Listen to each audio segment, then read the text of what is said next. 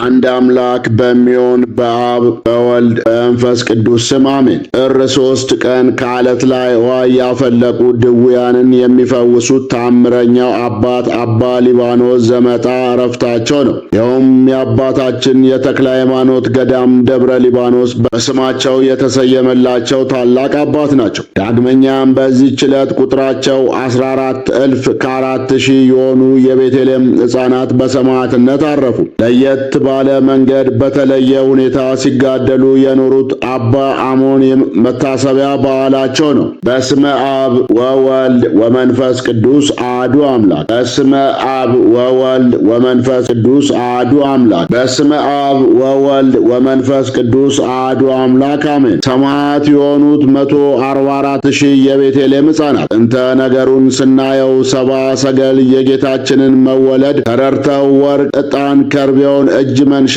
አቅርበውለት ሰግደውለት ሊመለሱ በሚመራቸው ኮከብ መሪነት ኢየሩሳሌም እንደደረሱ ወደ ከተማ ገብተው ስለተወለደው የአይሁድ ንጉሥ ጠየቁ። የእነዚህም ሰዎች አጠቃላይ ቁጥራቸው 30,000 ነበር። ነገሥታቱም 3 ነበሩ። ለእያንዳንዱ ንጉሥ 10,000 ሰራዊት ነበረውና ንጉሥ ሄሮድስ ይህን ያህል ሰው የተወለደውን የአይሁድን ንጉሥ ለማየት መምጣታቸው እጅግ አስደነገጠው። መላዋ ኢየሩሳሌምም ከሄሮድስ ጋር ታወከች። ሄሮድስም የካህናት አለቆችንና የሕዝቡን ጻፊዎች ጠርቶ ክርስቶስ በየት ይወለዳልን አላቸው። እነርሱም በነቢይ ኤፍራታ ዕፃ ቤተልሔም አንቺ ከይሁዳ ነገሥታት አታንሽም፣ ወገኖቼ እስራኤልን የሚጠብቅ ንጉሥ ከአንቺ ይወለዳልና ተብሎ ተነግሯልና በቤተልሔም ይወለዳል አሉት። ከዚህም በኋላ ሄሮድስ ሰባ ሰገልን ጠርቶ ኮከቡ የታየበትን ዘመን ከእነርሱ ተረዳ።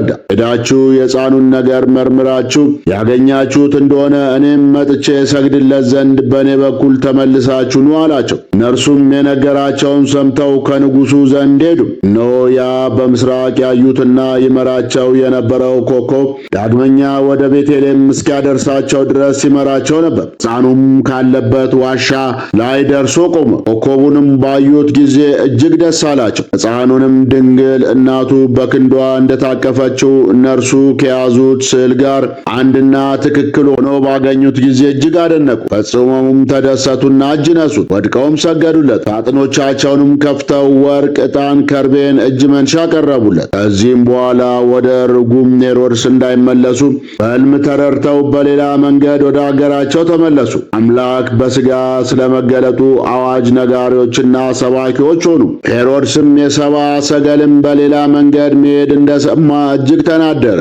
ሄሮድስ ምናልባት ጌታችንን የሚያገኝ መስሎት በቤተልሔምና አውራጇ ያሉ 2 ዓመትና ከዚያ በታች የሆናቸውን 144,000 ሕፃናት አስገደለ። አንዳንድ ጸሐፍት በተለያዩ ጽሑፎቻቸውና መጽሐፎቻቸው ላይ የሕፃናቱን ቁጥር አዛብተው ሲጽፉ ይታያል። 14,140,000 ሲሆን እና 4,000 በአጠቃላይ 140,000 ሲደመር 4,144,000 ይሆናል። ግን በስህተት ብዙ ጊዜ 14,000 እየተባለ ይነገራል። ሄሮድስም በመጀመሪያ ምክንያት ፈጥሮ ወላጆች ልጆቻቸውን እንዲያመጡ ነው ያደረገው። ይኸውም ሕፃናቱን አሳድገን ወታደሮች እናደርግለት ዘንድ የሚያዝ የንጉሥ ቄሳር ደብዳቤ ከኔ ዘንድ ደርሷል።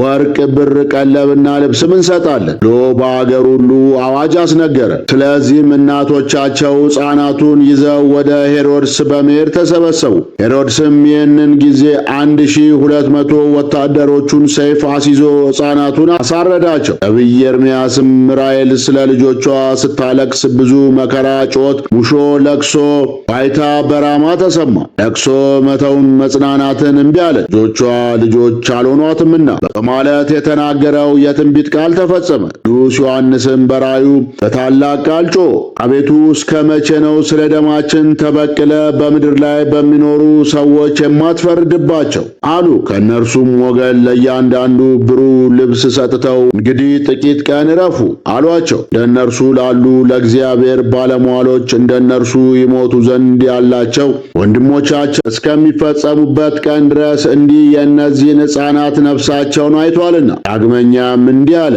በዙፋኑ ፊት በአራቱ እንስሶችና በ24ቱ አለቆች ፊት አዲስ ምስጋናን ያመሰግናሉ። በግብፅ ምድር ከተዋጁ ከ14,004,000 ሕፃናት በቀር ያችን ምስጋና የሚያውቃት የለም።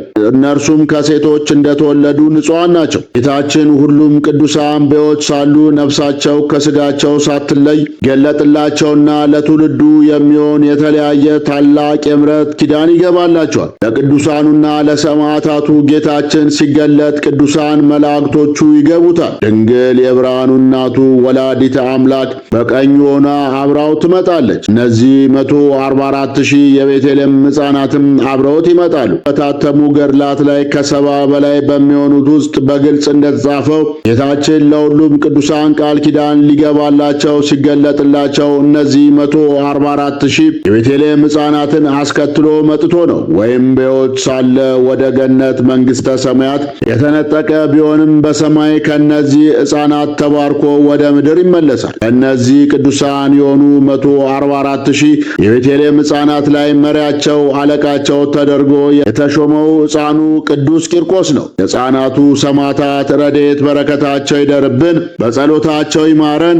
አባ ሊባኖስ አባታቸው አብርሃም እናታቸው ንግሥት ይባላሉ። እነርሱም በወርቅና በብር እጅግ የበለጸጉ ሮማዊ ናቸው። ልጃቸውን አባ ሊባኖስን በሃይማኖት በምግባር ኮትኩተው ካሳደጓቸው በኋላ ዕድሜያቸው ሲደርስ በቤተ ክርስቲያን ሥርዓት ያጋቧቸው ዘንድ ከቁስጥንጥንያ አገር ሚስት ባመጡለት ጊዜ እርሱ ግን ፈጽሞ እምቢ አለ። ወደ ጫጉላ ቤትም መግባትን እምቢ አለ። በዚህም ጊዜ ነቢዩ ሳሙኤልን እንደጠራው አባታችንም እግዚአብሔር 3 ጊዜ በስማቸው ጠራቸውና ከአባትህ ተለይ፣ አንተ የመንግሥተ ሰማያት ሙሽራ ነህ እንጂ የዚህ ምድራዊ ዓለም ሙሽራ አይደለም አላቸው። አባታችንም ወዴት እሄዳለሁ? ምንስ ላድርግ አሉ ጊዜ ወዲያው የታዘዘ መልአክ በሌሊት መጥቶ ከአባታቸው ቤት አውጥቶ ታላቁ አባት አባ ጳቁሚስ ዘንድ አደረሳቸው። ታላቁ አባት አባ ጳቁሚስም ለአባ ሊባኖስ በዓት በመስጠት ገዳመ ሥርዓትን፣ አስኬማ መላእክትን፣ ቅናተ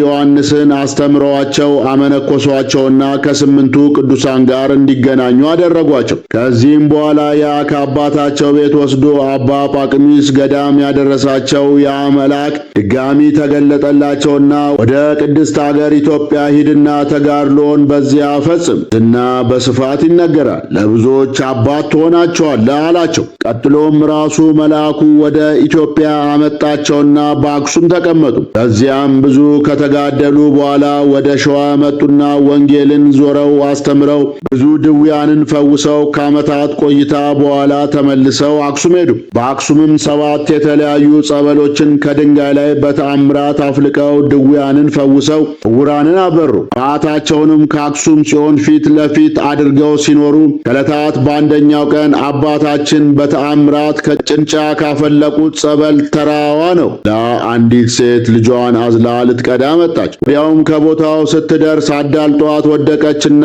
ልጇም አምልጧት ልቡን ድንጋይ መትቶት ሞተ። ሴትዮዋም ስትጮህ አባ ሊባኖስ ፈጥነው ወጡና በልጁ ላይ ጸልየው በመስቀል ምልክት ታማትበው ከሞት አስነስተውታል። ሕፃኑ ልጅ ከሞት እንደተነሳ አምላከ አባ ሊባኖስ ብሎ አመሰገነ። ይህንንም ደግ ሥራቸውንና ተአምራታቸውን ያዩ አንዳንድ እኩይ ካህናት በቅናት ተመልተው ምትሃት ነው የሚያሳየው ብለው በጻድቁ ላይ ሕዝቡን አሳደሙባቸው። አባታችንም ካህናቱን ለመምከር ቢሞክሩም አላስቀምጥ አሏቸው። ይልቁንም ጦራቸውን ይዘው አሳደዷቸው። አባታችንም በዚህ እጅግ አዝነው ከአክሱም ተነስተው ደርቃ ወደምትባል ቦታ ሄዱ። በዚያም በጾም በጸሎት እየተጋደሉ ሲኖሩ በእነዚያ በጠሏቸውና በክፋት በተነሱባቸው ካህናት አገር ግን ለ3 ዓመት ምንም ዝናብ ሳይዘንብ ቀረ። አባታችን በተሰደዱባት በደርቃ አገር ግን ብዙ ዝናብ ይዘንብ ነበር። አባታችንም በዚያች አገር እንደ ልማዳቸው አለት ላይ ውሃ ፍልቀው በውሃው ብዙ ድውያንን ፈውሰውበታል። በዚያም ትልቅ በዓት መስርተው በተጋድሎ ሲኖሩ በክፉ የተነሱባቸው እኩይ የሆኑ ካህናት መጥተው አባታችንን በከንቱ አምተናል፣ በድለናልና ይቅር በለን፣ ድርቅ ማለቃችን ነውና ዝናብም እንዲዘንብልን ጸልይልን ብለው ከእግራቸው ስር ወደቁ። አባታችንም ይቅር ብለው ከፈጣሪ አማለዷቸው። ዝናቡም ወዲያው ዘነበላቸውና በአገሪቱ ጥጋብ ሆነ። ከዚህም በኋላ አባታችን አስቀድመው ወደ አዩት ወደ ሸዋ ምድር ግራሪያ መጡና በዓታቸውን ባሰቦት ጫካ አደረጉ።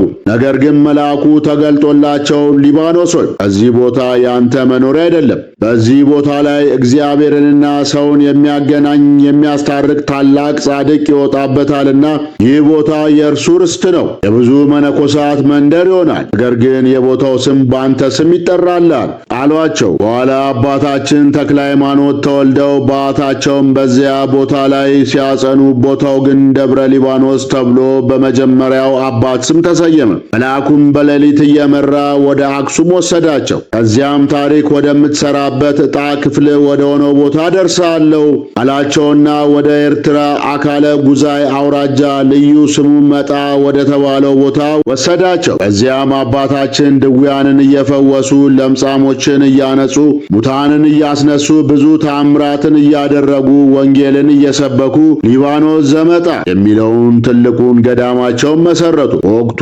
የነበረው አጼ ገብረ መስቀልም የመጀመሪያውን ቤተ ክርስቲያን አሰራላቸው። ቅዱስ ላሊበላ 23 ዓመት ሙሉ ካነጻቸው እጅግ ድንቅ 11 ቤተ መቅደሶች ውስጥ አንደኛውን በአባ ሊባኖስ ስም ሰይሞላቸዋል። አጼ ገብረ መስቀል ያሰራላቸው ሌላኛው ገዳማቸው ትግራይ ተንቤን ውስጥ ይገኛል። እጅግ ድንቅ ተአምራትን በማድረግ የሚታወቁት አባታችን እንደ ተሳቱ ቅዱሳን ከሮም በመምጣት በአገራችን ላይ ብርሃንን አብርተዋል። በመጨረሻም ጥቅምት 2 ቀን ተጸንሰው ሐምሌ 3 ቀን ተወልደው ጥር 3 ቀን በታላቅ ክብር አርፈዋል። ቅዳሴ ቤታቸው ደግሞ ሐምሌ 3 ቀን ነው። ይኸውም ለመጀመሪያ ጊዜ በአጼ ገብረ መስቀል ጊዜ በስማቸው ቤተ ክርስቲያን ተሰርቶ የተመረቀበት ዕለት ነው። የአባታችን የአባ ሊባኖስ ረድኤት በረከታቸው ይደርብን፣ በጸሎታቸው ይማረን። ዳግመኛም በዚህች ዕለት ስንክሳሩ ባጭሩ የሴቶችን ጸጉር ሽሩባ ሲሰራ የኖረ የአባ አሞን መታሰቢያው ነው። እንዲህ ባለ ስራም ሲኖር የኃጢአት ማዕበል ሊያሰጥመው አልቻለም በማለት የገለጸው የአባ አሞን ዓመታዊ መታሰቢያ በዓሉ ነው። የአባ አሞን ረድኤት በረከቱ ይደርብን፣ በጸሎቱ ይማረን። አነሳስቶ ላስጀመረን አስጀምሮ ላስፈጸመን ለኃያሉ አምላክ ለልዑል እግዚአብሔር ክብር ምስጋና ይግባው። ወስብሐት ለእግዚአብሔር ወለወላዲቱ ለድንግል ወለመስቀሉ ክቡር። ይቆየን።